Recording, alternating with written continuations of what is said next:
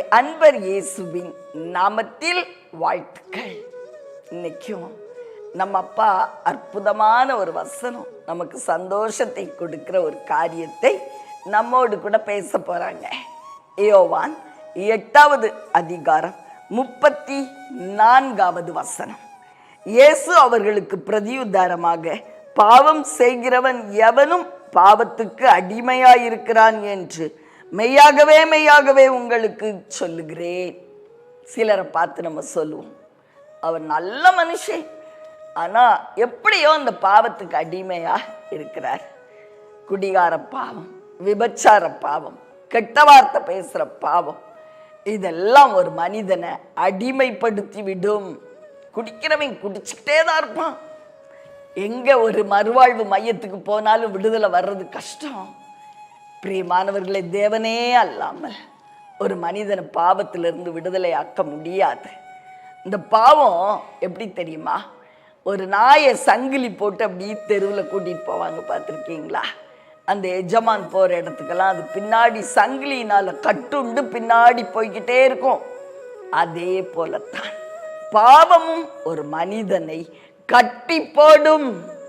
அப்படியே அவன் என்ன செய்வான்? அடிமை மாதிரி அதுக்கு பின்னாடி இப்படி நடந்து போய்கிட்டே இருப்பான். பிரியமானவர்களே, பாவத்துக்கு மனுஷன் அடிமையாயிடுறான். யாருதான் அப்ப விடுதலையாக்க முடியும்? டாக்டரால முடியுமா? மருந்துகளால முடியுமா? வேற ஏதாவது பரிகாரம் பண்ண முடியுமா? பாவத்திலிருந்து விடுதலையை கொடுக்க தேவகுமாரனால் மட்டும்தான் முடியும் என்று சொல்லி யோவான் 8:36வது வசனம் சொல்லுகிறது. ஆதலால் குமாரன் விடுதலையாக்கினால் மெய்யாகவே நீங்கள் விடுதலையாவீர்கள். பாவத்திலிருந்து யார் மட்டும்தான் விடுதலை கொடுக்க முடியுமா? குமாரன். குமாரன். குடிப்பழக்கம், விபச்சாரம், வேசித்தனம், அசுத்த வார்த்தைகள், இதெல்லாம் அப்படி ஒரு நாய்க்குட்டி சங்கிலியில் கட்டுண்ட ஒரு நாய் மாதிரி நம்மளை மாற்றிவிடும். நம்ம அதுக்கு பின்னாடி போய்கிட்டே இருப்போம். பிரியமானவர்களே, குமாரன் இடைப்படக்கூடுமானால் மெய்யாகவே விடுதலை ஆவீர்கள். மெய்யான விடுதலை நம்ம பெற்றுக்கொள்ள முடியும்.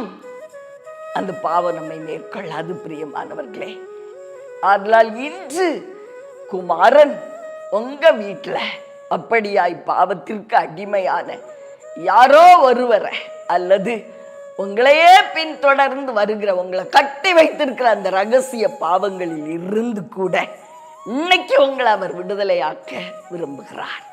குமாரன். குமாரன் அவர் விடுதலையாக்கினால் மெய்யான விடுதலை பெற்றுக்கொள்வோமா? பிரியமானவர்களே, அவர் பாவிகளை வெறுக்காத தெய்வம். அவரை நோக்கி பார்ப்போமா? அன்பின் பரலோக தகப்பனே, அருமையான நல்ல ரட்சகா ஆவியானவரே, பாவத்துக்கு அடிமையான ஒரு மனுஷன் ஐயா, பாவத்தால கட்டப்பட்ட ஒரு மனுஷன், அவன் அடிமை மாதிரி மாறிடுறான்ப்பா.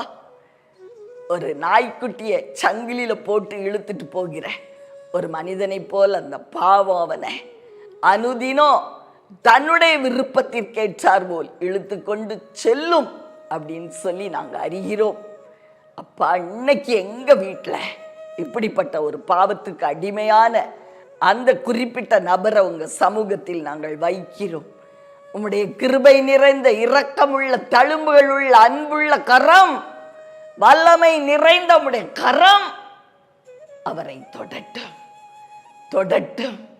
என் மகளை தொடட்டும், என் மகனை தொடட்டும், என் கணவனை தொடட்டும், என் மனைவியை தொடட்டும், குறிப்பிட்ட அந்த நபரை தொடட்டும், அல்லது என்னையே தொடட்டும் என்று சொல்லி குமாரண்டத்தில் நாம் பணிந்து கொள்ளுவோம். குமாரன் விடுதலையாக்கும்படி நம் மத்தியிலே வந்திருக்கிறார். நம்புவோம். விடுதலையை பெற்றுக்கொள்ளுங்கள்.